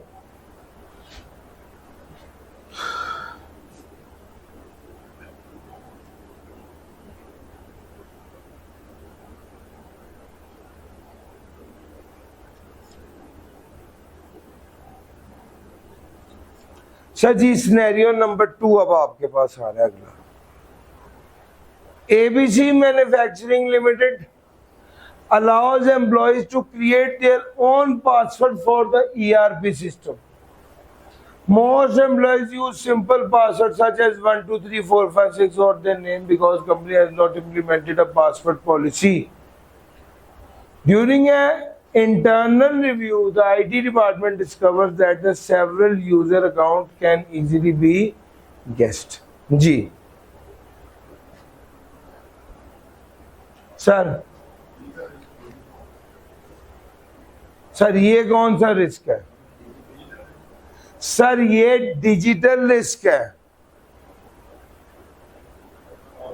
क्योंकि ये स्पेसिफिकली आपके ERP से रिलेटेड है, उसके सॉफ्टवेयर से रिलेटेड है। और डिजिटल रिस्क में रिस्क क्या है? पासवर्ड गैसेबल है, और रिस्क डिजिटल रिस्क है चूंकि इसका ताल्लुक किससे है? आपके डिजिटल, आपके सॉफ्टवेयर ERP से। ठीक हो गया। अब दूसरे नंबर में वो कहता है बिजनेस पे क्या इम्पैक्ट होगा। अगर आप एक तो लॉगिन जो है वो तो पब्लिक की होती है, वो तो सबको वैसे ही पता होता है कि आपका फेसबुक इसका आईडी क्या है या लॉगिन क्या है। हाँ, प्राइवेट की जो होती है इसको आपको छुपाना चाहिए। कंट्रोल इम्पैक्ट क्या होगा? कोई दूसरा बंदा आपके लॉगिन को यूज करके चेंज कर देगा, सिस्टम के अंदर अनऑथराइज चेंज हो जाएगी। यार मेरा पॉइंट समझ रहे? अगर आपके लॉगिन जो किसी दूसरे ने गैस कर दी है तो वो क्या करेगा? वो आपके लॉगिन से कोई चेंज कर देगा जिसका आपको भी नहीं पता होगा, और बाद में आपको रिस्पॉन्सिबल भी ठहराया जाएगा। मेरा पॉइंट समझ आ रहा है? तो सर सबसे पहले ये कि भाई इम्पैक्ट ये होगा, इम्पैक्ट की अगर बात करें तो इम्पैक्ट ये होगा कि आप कोई बंदा भी किसी दूसरे के लॉगिन को एक्सेस कर सकता है, जिसकी वजह से सिस्टम में चेंजेस की जा सकती हैं, अनऑथराइज चेंज हो सकती है। इम्पैक्ट ये होगा।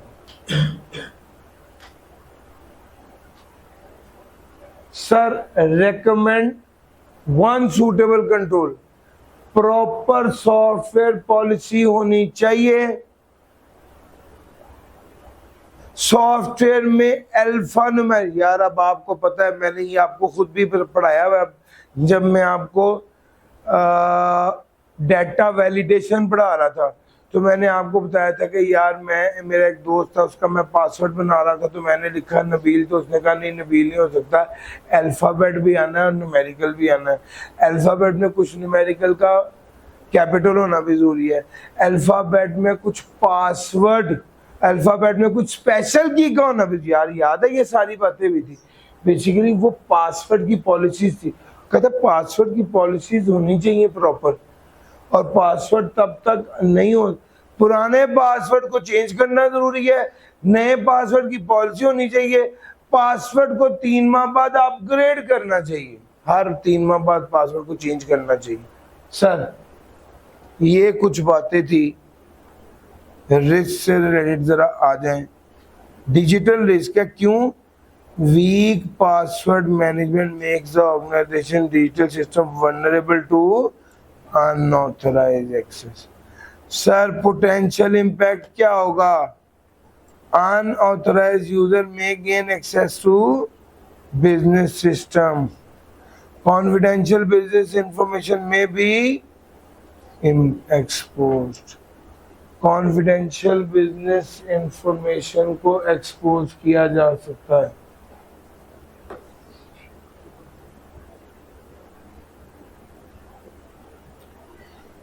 Implement a strong password policy requiring complex password and enable multi factor authentication. Sir ji multi factor authentication एक कंट्रोल हो सकता है कि यार पासवर्ड के अलावा बायोमेट्रिक भी हो, ओटीपी भी हो, ताकि वो। सर ये था हमारा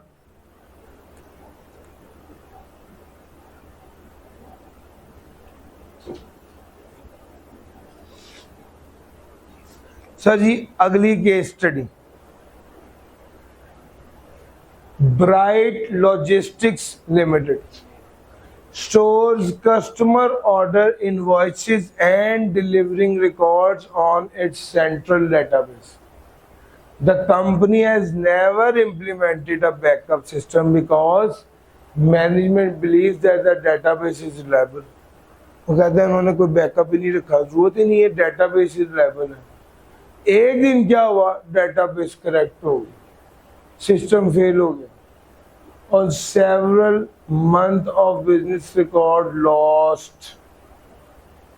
सर रिस्क कौन सा है, आंसर बताइए, टू बिजनेस इम्पैक्ट बताइए और रिकमेंड करें एक सूटेबल कंट्रोल।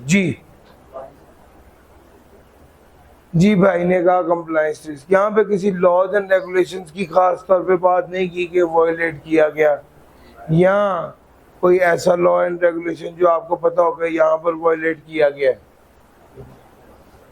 तो कंप्लायंस रिस्क तो नहीं है। हाँ जी, अब फिजिकल रिस्क है तो इसका जवाब है कि नहीं भाई फिजिकल रिस्क तो नहीं है। जी एनवायरमेंटल रिस्क है।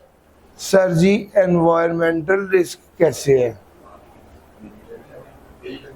एनवायरमेंट का तो मतलब है कि कोई आंधी आई, तूफान आई, कोई हीट बहुत ज्यादा हो गई, कोई इस तरह का मसला हुआ, सैलाब आ गया, बारिश आ गई, नमी आ गई। सर समझ आ रहा है, वो एनवायरमेंटल रिस्क है। जी सर जी।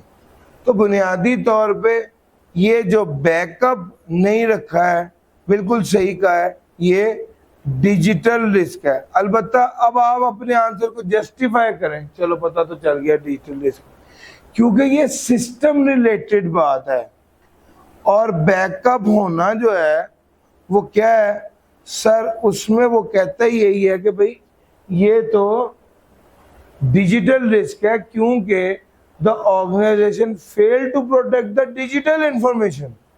सर आपके डाटा कोई प्रोटेक्ट नहीं ना कर पाया सिस्टम, ये डिजिटल इंफॉर्मेशन है इसलिए डिजिटल। अब दो इम्पैक्ट क्या होंगे, सारा रिकॉर्ड चला गया है, बिजनेस ने डेटर से पैसे लेने हैं, पता ही नहीं चलेगा कितने पैसे लेने हैं, रिकॉर्ड ही नहीं है। किसी के पैसे देने हैं, पता ही नहीं चलेगा कितने देने हैं।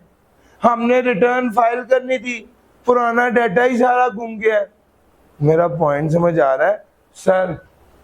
बिजनेस इम्पैक्ट ये होगा, जरा पढ़ें बिजनेस इम्पैक्ट को। Critical business data is lost, business operation disrupt हो जाएंगे।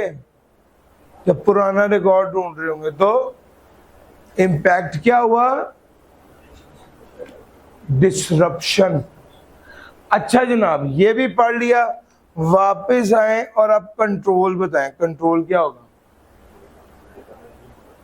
बैकअप प्लान होना चाहिए, प्रॉपर बैकअप पॉलिसी होनी चाहिए। आप गौर करें हर रोज रात 2 बजे मेरा व्हाट्सएप पर बैकअप चलता है, तो डेली बेसिस पर बैकअप हो रहा है, तो there must be some proper backup policy.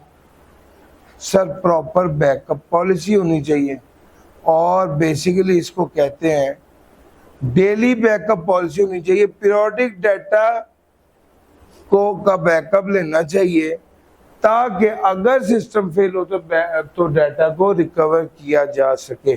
Sir ji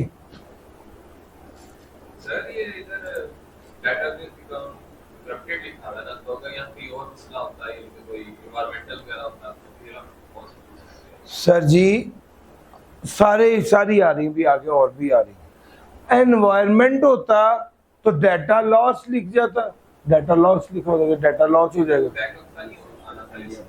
backup basically backup रखना कंट्रोल है। बैकअप रखना कंट्रोल है।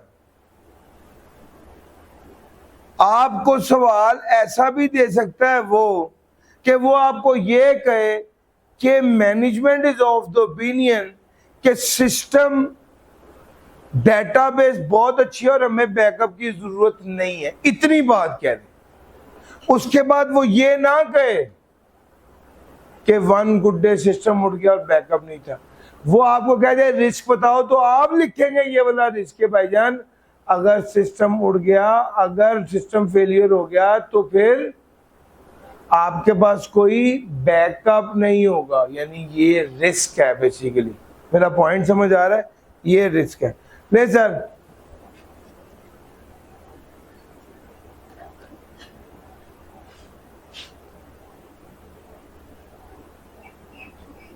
सर अगला आ गया, an employee in the finance department receives a phone call from a person claiming to be from IT department. The caller requests the employee OTP to verify the account. Without confirming the caller ID, the employee shares the OTP. जी sir, यहां पर वो बता रहा है कि जनाब मैं ये बेसिकली फिशिंग और सोशल इंजीनियरिंग है, और ये बुनियादी तौर पे अगर रिस्क की कैटेगरी की बात की जाए तो ये ह्यूमन रिस्क है। सर ये आपने राइटली असेस किया है। अब सवाल ये ह्यूमन रिस्क इस वजह से है कि वो एम्प्लॉय से इंफॉर्मेशन लेने की कोशिश कर रहा है। बिजनेस इम्पैक्ट क्या है?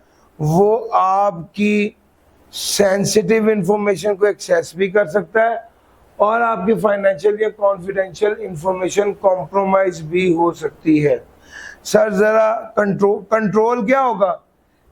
अपने एम्प्लॉयज को ट्रेनिंग दी जाए कि इस तरह के फिशिंग अटैक्स को किस तरह डील करना है। बेसिकली ये कंट्रोल।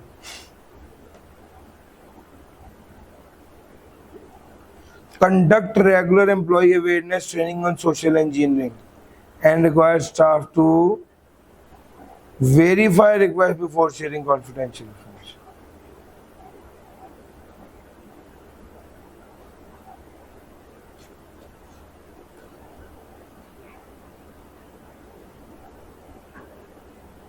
सर अगला scenario, XYZ hospital uses an electronic medical report system to manage patient information. During a severe thunderstorm, lighting damage the electricity supply, causing an unexpected power outrage. Doctor temporarily unable to access the patient data. जी ये कौन सा risk है? ये thunderstorm है, आग लग गई, गर्मी हो गई, मौसम की तब्दीली है। वो ये कह सकते कि मॉइस्चर लेवल बढ़ने की वजह से हार्ड ड्राइव काम नहीं कर रही, आपका सिस्टम काम नहीं कर रहा। ये एनवायरमेंटल रिस्क है क्योंकि ये थंडरस्टॉर्म की वजह से। दो बिजनेस इम्पैक्ट क्या है? बिजनेस इम्पैक्ट सीधा सीधा पेशेंट का डाटा एक्सेसिबल नहीं हो रहा तो ऑपरेशन डिसरप्ट हो जाएंगे। डाटा एक्सेसिबल नहीं ना हो रहा आपके लिए, ऑपरेशंस मुतासिर हो जाएंगे इससे। और recommend one suitable control. Sir आपके पास बैकअप नहीं होना चाहिए था, आपके पास कोई बैकअप होना चाहिए। आपके पास अगर बिजली का निजाम मुतासिर किया, इलेक्ट्रिक सप्लाई, तो यूपीएस होता, यूपीएस और जनरेटर्स हो। सर जी ले सर इसको डिस्कस करते। एनवायरमेंटल रिस्क है because the interruption resulting from severe weather, patient record available नहीं होगा, मेडिकल सर्विसेज डिले होंगी, ऑपरेशन डिसरप्ट हो जाएंगे। यूपीएस और जनरेटर होने चाहिए। हाँ जी बैकअप जरूरी है जी।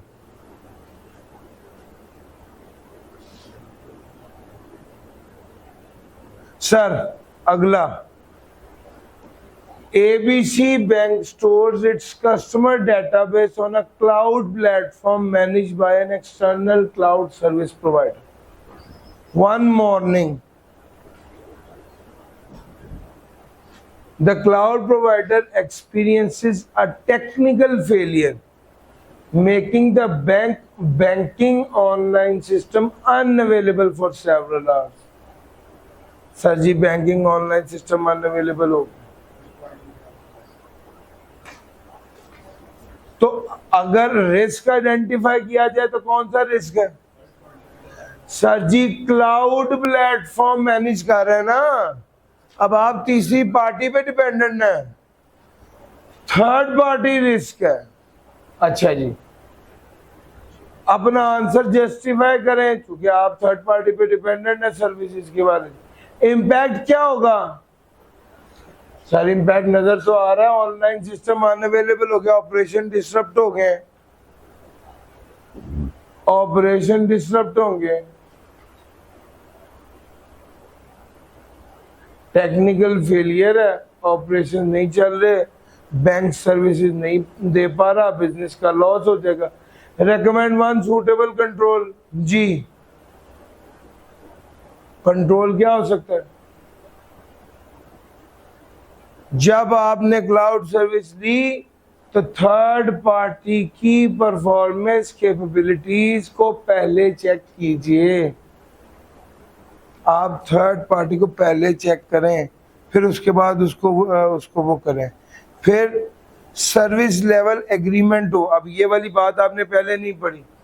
सर्विस लेवल एग्रीमेंट का मतलब है कि अगर डिजास्टर आ जाए तो आपका किसी दूसरे बंदे के साथ भी अरेंजमेंट हो कि अगर यहाँ से मुझे सर्विस ना मिल सके तो मैं तुमसे सर्विस ले लूंगा। मिसाल ले लीजिए, सर्विस लेवल एग्रीमेंट को समझाने लगा हूं क्योंकि ये काम आता है। एसबीआई की क्लासेस हो रही हैं यहाँ पे,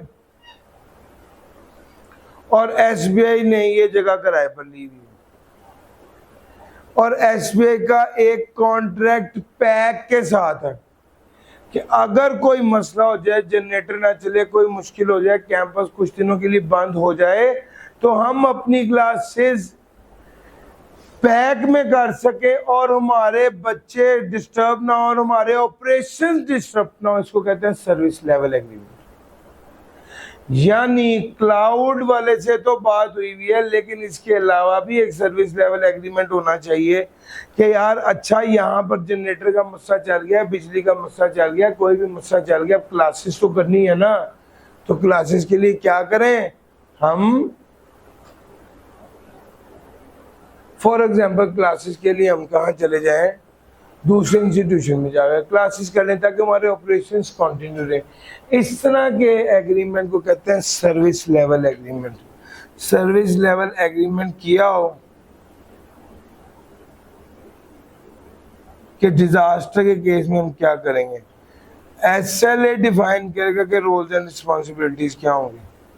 आमतौर पे होता है ऐसे है कि पैक वाला इसके जवाब में हमसे कहेगा हाँ अगर हमारा मसला खराब होगा तो हम भी आपके पास आ सकते हैं और आपसे 3 क्लासेस ले सकते हैं। हमने भी उनके साथ एग्रीमेंट किया हुआ है, अगर आपका मसला हो गया तो हम, हमारा मसला हो गया तो हम आपके पास आएंगे और 3 क्लासेस लेंगे। ये सर्विस लेवल एग्रीमेंट होता है और ये भी एक बड़ा ज़बरदस्त कंट्रोल होता है। अगर मेन डिपेंडेंस जहाँ पर है वहाँ से मसला हो जाए तो क्या किया जा सके। सर थर्ड पार्टी रिस्क था,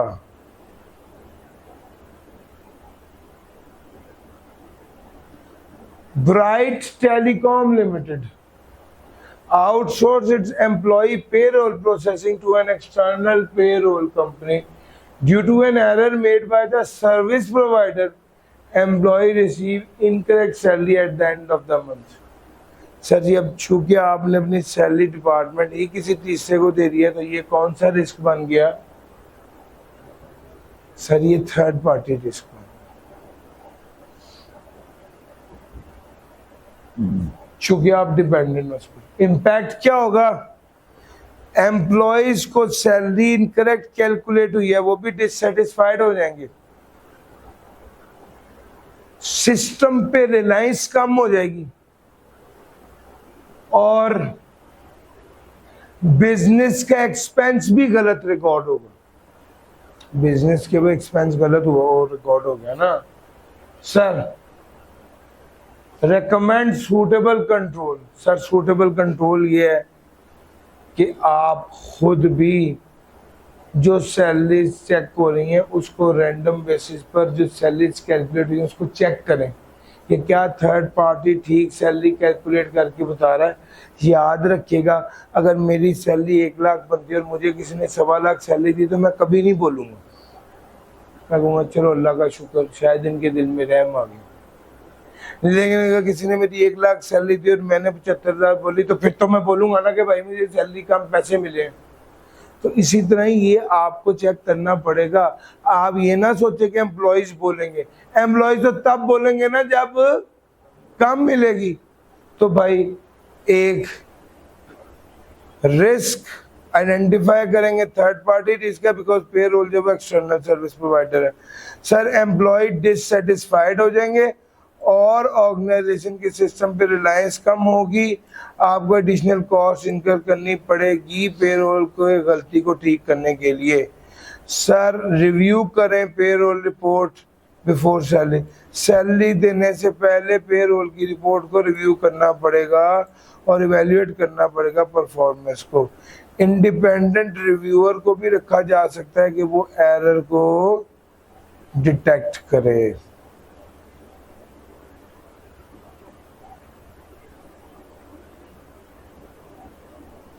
sir XYZ Manufacturing installs licensed accounting software on 10 computers. Although the company has purchased license for only 5 users. During a software audit, the software vendors discover the license violation. Identify the risk. Sir जी, XYZ manufacturing limited ने install किया accounting software जो कि 5 लोगों के लिए, और कितने लोग यूज कर रहे हैं?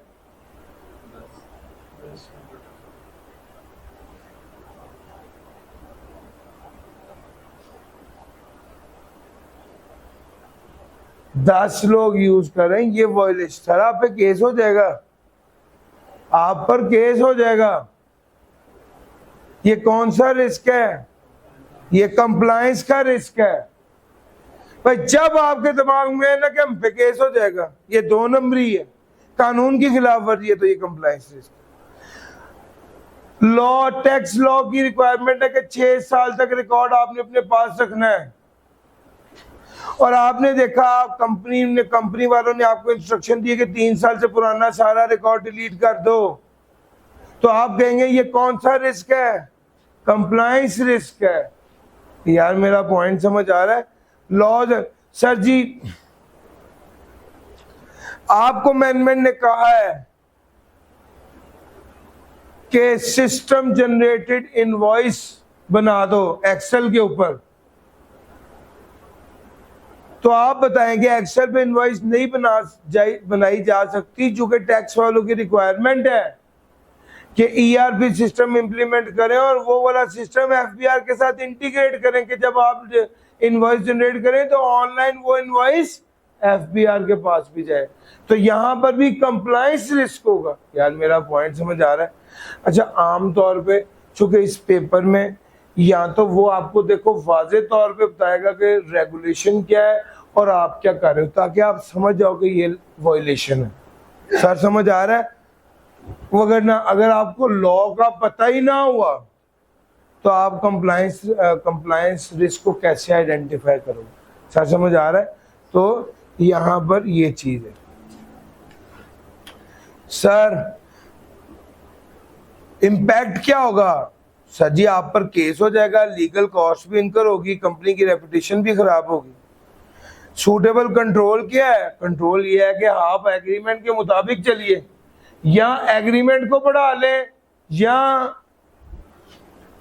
लाइसेंस मजीद 5 लोगों का ले लिया जाए। सर जी कंप्लायंस और रेगुलेटरी रिस्क है। केस हो सकता है लाइसेंस एग्रीमेंट की ब्रीच का, आपको लीगल एक्शन कंपनी को फेस करना पड़ सकता है। हाँ, वेंडर सपोर्ट नहीं देगा, टर्मिनेट कर देगा कॉन्ट्रैक्ट सर्विसेज को। रेकमेंड क्या करें, सॉफ्टवेयर एसेट रजिस्टर मेंटेन करें और कंप्लायंस करें लाइसेंसेस की।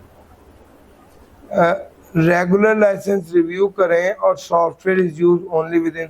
ऐसा भी हो सकता है कि लाइसेंस 3 साल का था, 5 साल हो गए, आप अभी भी काम कर रहे हैं, ये भी क्या है, ये भी वॉयलेशन है। सर समझ आ रहा है? तो ये वाली बात भी हो सकती है। सर मैंने आपको तकरीबन हर कैटेगरी का एक रिस्क बता दिया। अब 5 केसेस ऐसे हैं जो मैंने आपको देने हैं और आपने अभी करने हैं। जरा पेन निकाल लें और पेपर निकाल लें। पहला स्टेप था सोचना क्या है, दिमाग कैसे काम करना चाहिए। इस स्टेप में आपको समझ आ गया कि अगर तो फिजिकल डिवाइस के चोरी होने का रिस्क है, उसके खराब होने का रिस्क है, तो ये कौन सा रिस्क है, फिजिकल रिस्क है।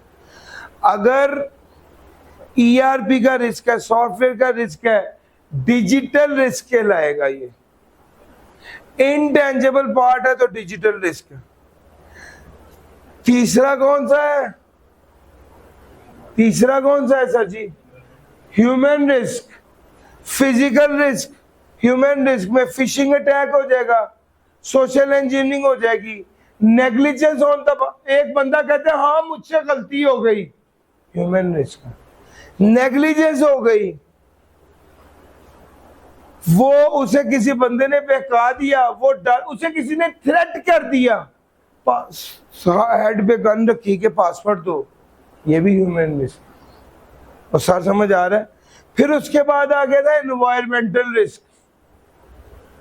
सर हीट का मसला, सैलाब का मसला, बारिश का मसला, थंडरस्टॉर्म का मसला, क्या कहते हैं, बहुत ज्यादा गर्मी का मसला, बहुत ज्यादा मॉइस्चर का, ह्यूमिडिटी का मसला, ये सारे मसले भी सिस्टम को खराब करते हैं। ये एनवायरमेंटल रिस्क। और फिर उसके बाद अगला क्या आया था, लॉज एंड रेगुलेशन की कंप्लायंस का इशू। वो आपको बताएगा कि जी लॉ ये था, ये कौन सा रिस्क होगा, कंप्लायंस का रिस्क। फिर उसके बाद हमने आगे बात की थी थर्ड पार्टी का रिस्क। जब आप एक काम करने के लिए थर्ड पार्टी पे डिपेंडेंट है, अच्छा वो आपको कह देता है कि आपने थर्ड पार्टी सिक्योरिटी के पर्सनल्स रखे हुए हैं और वो वाला बंदा थर्ड पार्टी का गार्ड नहीं आया, जिस वजह से इक्विपमेंट चोरी हो गया, तो ये कौन सा रिस्क है सर? ये आप थर्ड पार्टी पर डिपेंडेंट थे, तो सिक्योरिटी देना थर्ड पार्टी की जिम्मेदारी थी, उसने आपको सिक्योरिटी नहीं प्रोवाइड की, तो ये मेनली थर्ड पार्टी रिस्क हो गया। फिर उसके अलावा आप ये बात भी कह सकते हैं क्योंकि फिजिकल एसेट चोरी हुआ है या फिजिकल एसेट के चोरी होने का रिस्क है, तो ये कौन सा रिस्क हो गया, फिजिकल। और सर आपने निकाल लिया रजिस्टर और पेन, 1 बाय 1 मैं आपको सिनेरियोस दे रहा हूं, वो आपने करने हैं।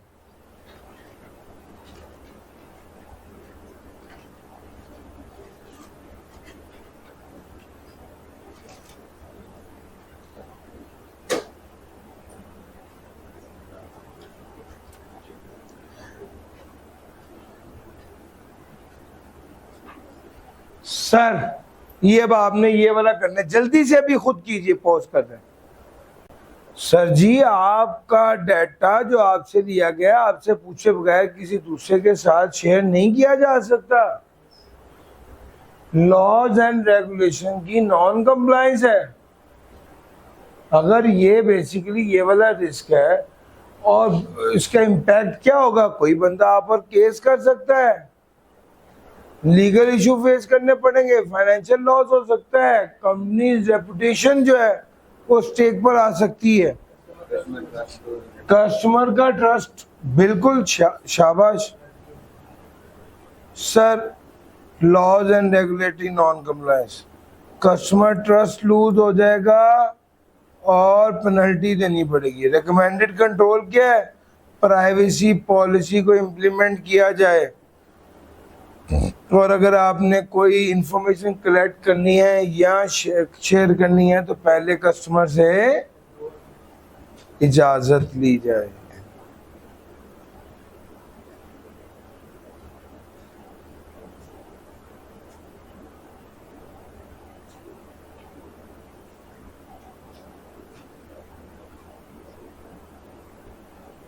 सर दूसरा है, जल्दी से कीजिए।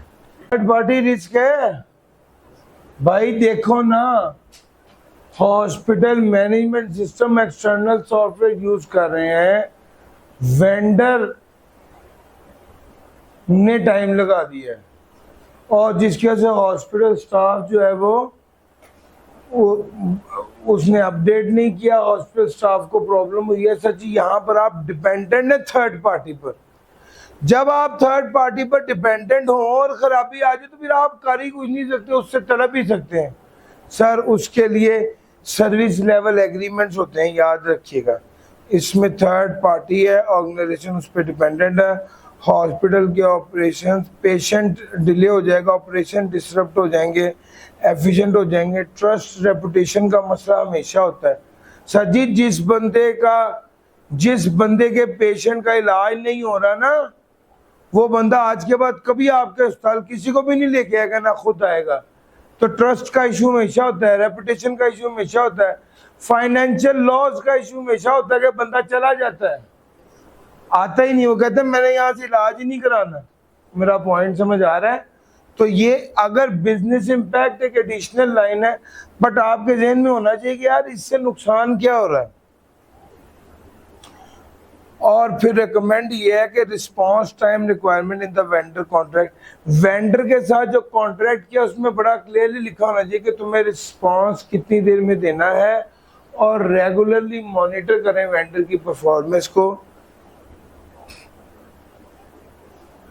तो दो चीजें हैं, अगर वेंडर ही तबाह हो गया है तो सर्विस लेवल एग्रीमेंट है, अगर वेंडर के एंड पे कोई गलती है तो आपके कॉन्ट्रैक्ट में होना चाहिए कि आप उस बंदे को रिस्ट्रिक्ट करें कि भाई इस लेवल की परफॉर्मेंस तो तुम्हें कम से कम देनी ही पड़ेगी, नहीं तो फिर कॉन्ट्रैक्ट की वायलेशन होगी, आप फिर उससे पैसे लेंगे, उसको पेनल्टी चार्ज करेंगे।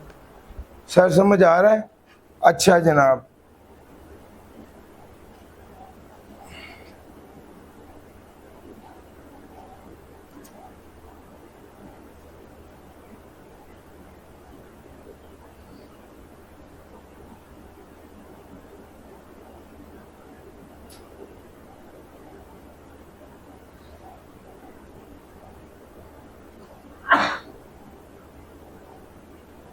लो सर, एबीसी का बैंक ऑपरेट करता है प्राइमरी डेटा सेंटर में near a river. After several days of heavy rainfall the river outflow and flood water enter the data centre. ये तो पाकिस्तान की आम स्टोरी है। Damaging servers and network equipment, online banking system unavailable हो गया है। Risk क्या है? कौन सा रिस्क है? एनवायरमेंटल रिस्क है। सर जी आपने घर जाके एक बार सारे रिस्क दोबारा ध्यान से पढ़ने, अब आप पढ़ेंगे ना आपका खोपड़ी खुल जाएगी। ओहो वाकई यार ये तो ऐसे ऐसे होता है। देखिए अगर फिजिकल सिस्टम का रिस्क है, इंफ्रास्ट्रक्चर का रिस्क है, नेटवर्क डिवाइस का रिस्क है, लैपटॉप का रिस्क है, फिजिकल का रिस्क है, तो फिजिकल रिस्क में आएगा अगर फिजिकल इक्विपमेंट, हाँ फिजिकल एसेट की बात करें। अगर डेटा का रिस्क है, अगर नेटवर्क का रिस्क है, अगर सिस्टम का रिस्क है, तो फिर ये डिजिटल रिस्क में आएगा। मेरा पॉइंट समझ आ रहा है? यानी ये इंटेंजिबल है, डेटा है तो उसमें आएगा। अच्छा, बाज़ोकात एनवायरमेंटल खराबी की वजह से फिजिकल रिस्क भी हो जाता है, हो सकता है ना सर। बाज़-औक़ात ह्यूमन एरर की वजह से डिजिटल रिस्क भी हो सकता है। जो सोशल इंजीनियरिंग है, जो फिशिंग अटैक है, इसकी वजह से कोई बंदा आपके सिस्टम में अनऑथराइज्ड तब्दीली कर दे, तो ये डिजिटल रिस्क भी है और ह्यूमन रिस्क भी है। सर समझ आ रहा है? तो ये हो सकते हैं, आपको नेचर पता होनी चाहिए।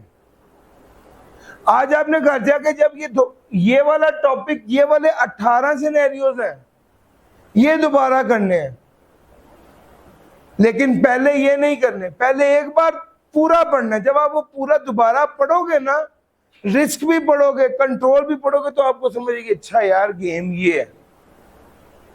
और सर समझ आ रहा है? जब आपको ये सब समझ आ जाए, उसके बाद जब आप ये वाले दोबारा करोगे, तो सर आपकी गेम बहुत बेहतर हो जाएगी। मैं आज चाहता था कि आप के ज़हन में आ जाए कि यार ये सिनेरियोज कैसे डील होते हैं। तो अगर मुझसे पूछा जाए कि सर आज के दिन क्या कराया, तो मैं कहूँगा आज के दिन मैंने आपको जो रिस्क और कंट्रोल वाला एरिया पढ़ाया था, उसको अप्लाई करना सिखाया है। कल मैं क्या करूँगा? कल मैं इसको एक नेक्स्ट लेवल पे लेके जाऊँगा, एग्जाम लेवल पे लेके जाऊँगा। ये सीधे सीधे लल्लू सवाल ये पेपर में नहीं आने, लेकिन मैं आपको पहले कैसे कह दूंगा, पहले सिंगल डबल ले लेना, फिर छिक्का भी मार लेंगे। तो सर समझ आ रहा है? तो इस वजह से बजाय इसके कि मैं पहले दिन ही आपको छिक्का कह दूं और आप सिंगल डबल भी ना लें, कम से कम ये 18 सिनेरियोस करके आपका दिमाग काम करने लग जाएगा। आप रिस्क अभी फौरी, मैंने आपको पढ़ा, आपने फौरन रिस्क पहचाना है कि नहीं पहचाना, ये वाली सेंस जो पैदा करना था ना, ये मेरा आज का टारगेट था। रिस्क को पहचाने और उसके मुकाबले में कंट्रोल दिमाग में आने लग जाए, यार ये खराबी है, ये वाला रिस्क है और इसका हाल ये है। और सर समझ आ रहा है? बस ये सारे रिस्क करें, नोट्स मैंने आपको दे दिए, पीडीएफ हमने शेयर कर दी, ऐसा ही है ना। तो मेरी तरफ से ये आज का इनिशियल लर्निंग थी, ये आपकी हो गई रिस्क के सिनेरियोस की। इंशाल्लाह कल हम प्रो लेवल पे खेल लेंगे। कल जब आप टिप टिप सिंगल डबल ले लेंगे, तो फिर चौके छिक्के भी बात करेंगे। डन हो गया सर जी? नहीं सर, आज की डिस्कशन ये थी। Thank you ji.